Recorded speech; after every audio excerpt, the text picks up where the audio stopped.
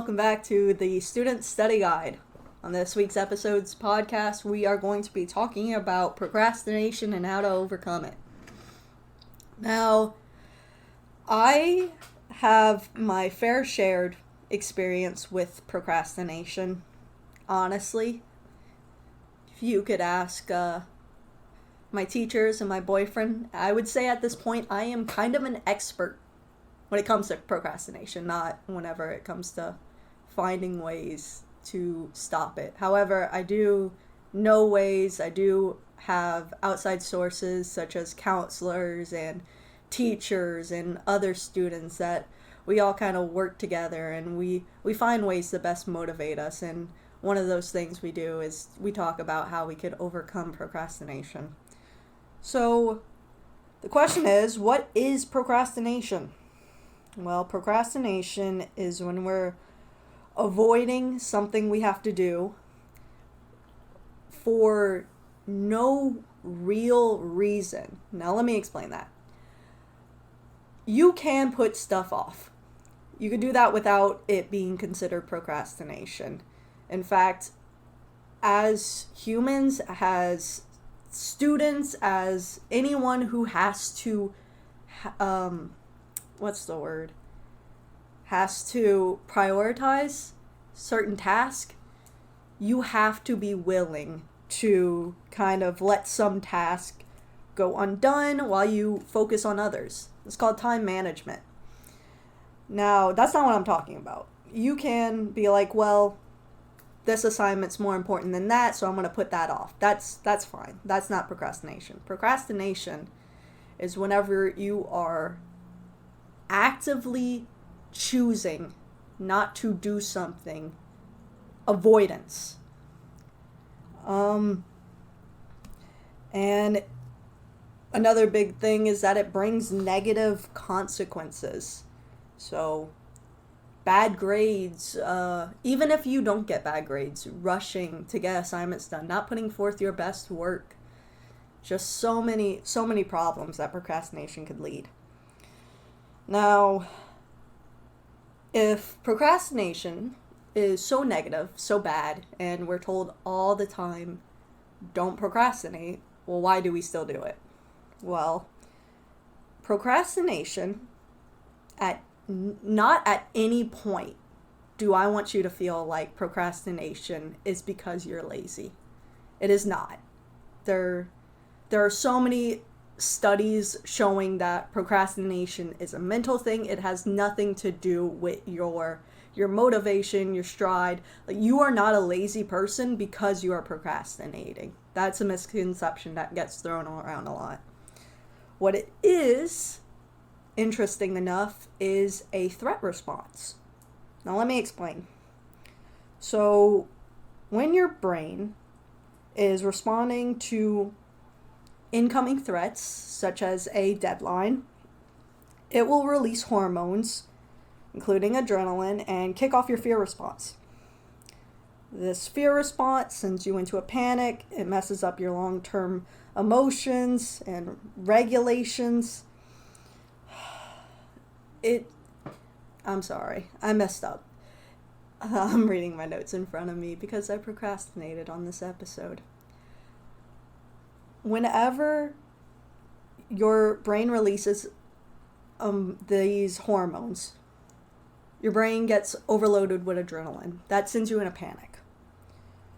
You, in a panic, are unable to have your regular long-term thinking, and that panic has a problem with your brain regulating your emotions at a normal response. I'm sure you've heard of this before. Whenever we are in a panic, we go through something called the fight or flight, or freeze. Fight, flight, freeze, flirt, whatever you heard. And when our brain is trying to figure out, okay, how are we going to handle this threat, procrastination's kind of the outcome when it comes to avoiding it. So it should be noted that when you procrastinate, it tends to be things that are invoking negative emotions. So you might get through an essay easily because it's something that's interest. But as soon as you sit down and do a podcast, and you're worried about whether or not you'll mess up lines, it freaks you out. And your brain kind of does this thing where it goes, well, let's just avoid it. Let's run away. Let's flight. That's what procrastination is. Now, I want to really drive home the point that procrastination is normal. It is absolutely normal. There has never been I don't want to even say just student. There has never been someone who is learning something that did not experience procrastination. It is a fear response, but learning new things, having new things in your life, having to learn and that's all stressful stuff. That stress is enough to invoke a fear response. So trust me, everyone goes through it. In fact, I interviewed some people at my school today, and here are some people that actually go through procrastination. I do struggle with it. I struggle with it as a student, and I struggle with it as a teacher. It's because I think that I will always have enough time to do what's necessary, and sometimes it bites me in the rear end. I do procrastinate. It is Thursday, and I have a test on Monday and Tuesday and Wednesday, and I'm just now starting to study for them. Considering that I have 2 major projects that are due tomorrow that I just started, yes. So, with that, like I said, everyone goes through procrastination. You are not alone. You're not lazy. It is not just a you thing. People go through procrastination because it is one of the ways that comes with learning. One of the things that comes with learning. And I do want to share something funny. Well, I found it was funny. Teachers, I'm in college. I am sophomore, junior. I'm in that weird gap. I am taking a class, creative nonfiction, where every week we have to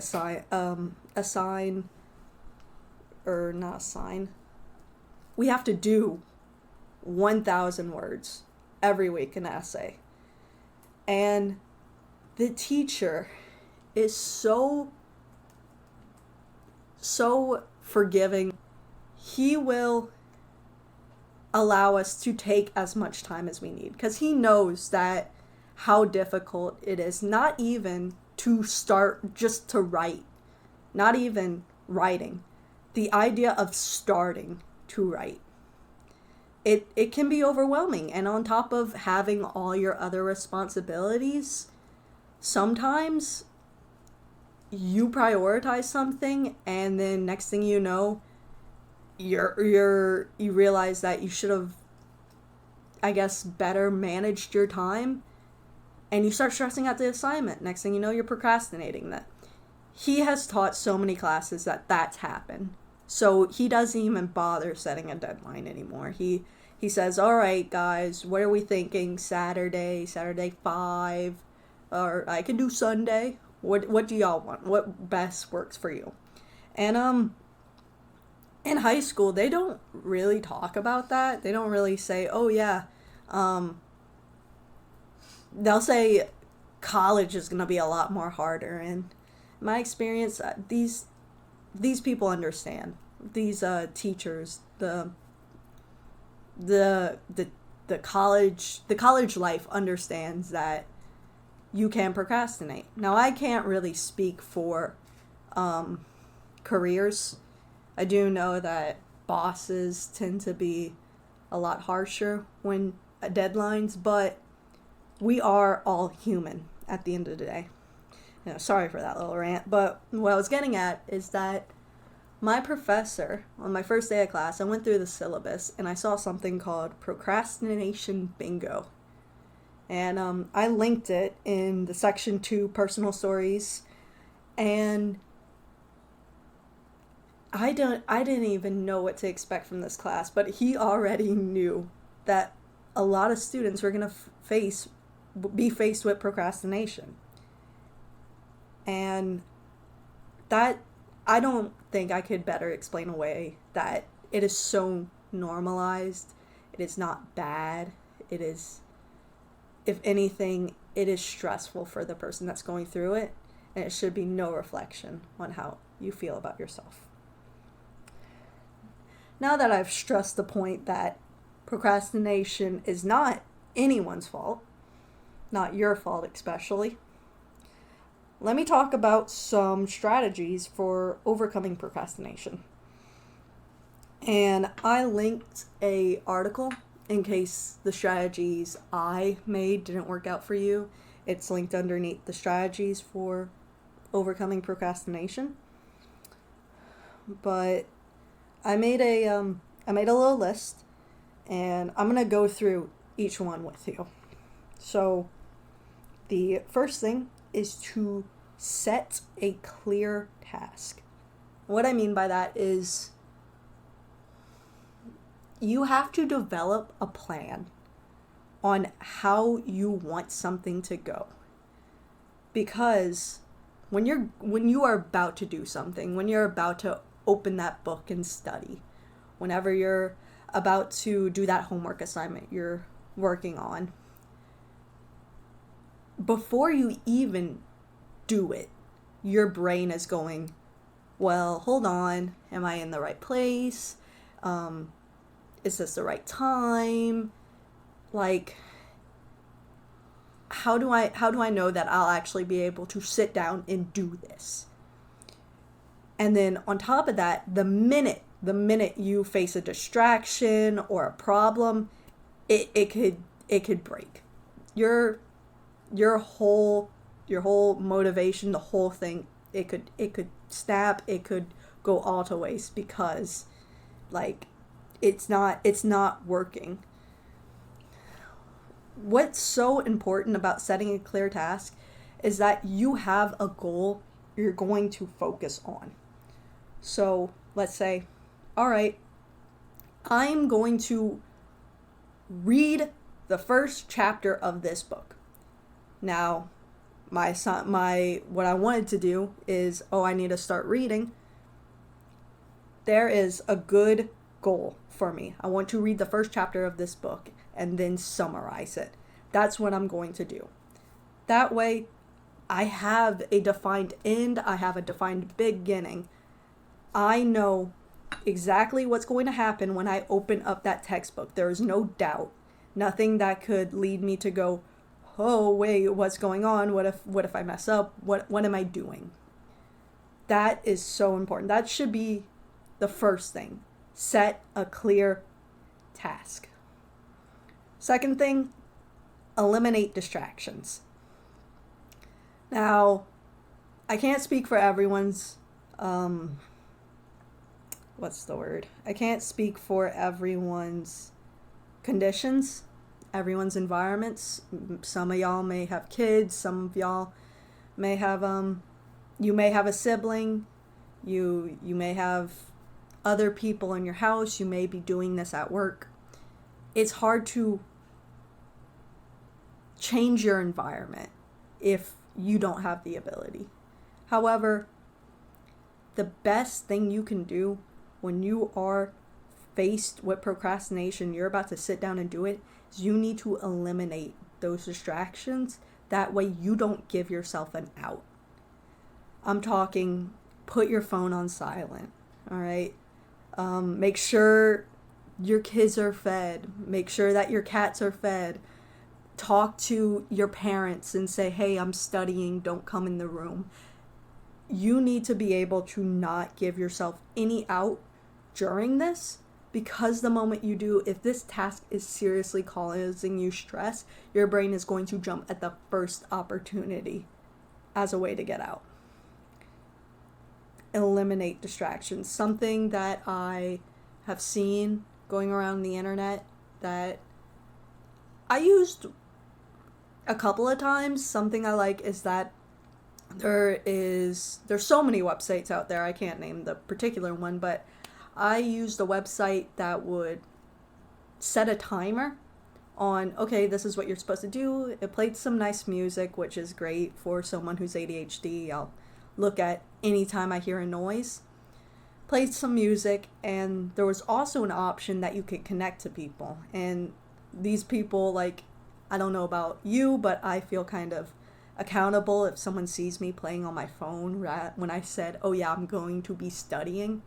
That's just an option if you're looking for ways, if you don't really have that ability, as I need to stay focused, I need someone to hold me accountable. That's also a great way to do it. Next, break the task into smaller steps. And this kind of goes back to set clear task. So let's say I had this English paper that was due. I had to write 1,000 words, and I had no idea where to start. And next thing I know, days are passing. I'm scrambling. I had to crank it out all in one night. And some people can write 1,000 words. You may be able to write 1,000 words. But for me, I wasn't really fond of writing 1,000 words in one night. But if I could go back, what I would have done is I would have broken that assignment down. I would have said, okay, today's Monday, it's due Friday. On Monday, I'm going to write an outline of everything I want to do. Tuesday, I'm going to do research on this information. Once I got my research, once I got how I'm going to lay it out, I'll go, okay, day 3, I'm going to write my intro, my first, my second body. On day 4, I'm going to write my, I said second body, write my third, fourth, and conclusion. That way, I am not scrambling to do it all in one thing. Because the minute you go, oh, I need to write 1,000 words tonight, it seems impossible at the thought. And that is the hardest part. Seeing something as negative, seeing something as, oh, I can't do that, oh, that's going to be hard. That is the first thing that causes procrastination. So breaking it up into smaller, manageable tasks, that is perfect way to stop that dread that comes from kind of doing those harder tasks. Use positive reinforcement. Now, I know it's so easy to be like, oh, if I don't do this, I'm going to fail, I'm going to get a bad grade, I'm not going to get into my dream college, I'm not going to keep my scholarships, I'm not going to get that promotion with my manager. It is so easy to think that. And that right there is leading exactly to the dread that's causing procrastination. So there are ways you can reinforce yourself, but they can be positive. So instead of saying, oh, I need to do this quiz for my boss or I won't get my promotion, how about more like, okay, after I do this quiz for my boss, I'm going to sit down and enjoy my book that I like. Or, okay, I need to study for this test. If I don't study for this test, I'm going to lose all of my scholarships. How about, okay, if I study for this test now, then maybe tomorrow I'll play the video game that I've been meaning to play. That positive reinforcement takes away some of that fear that comes with doing that task, whatever it is. And my last one is my biggest one. Be compassionate towards yourself. Procrastination is normal. There is no reason you should feel bad. You should not be upset. You should not, granted, I can't say that I haven't been upset because I procrastinated, but you shouldn't get down on yourself because it is a normal thing. And the moment, like I said, the moment whenever you start building these negative emotions, start creating negative connotations to those tasks, it's so much easier to say, well, one more day. I'm going to put it off.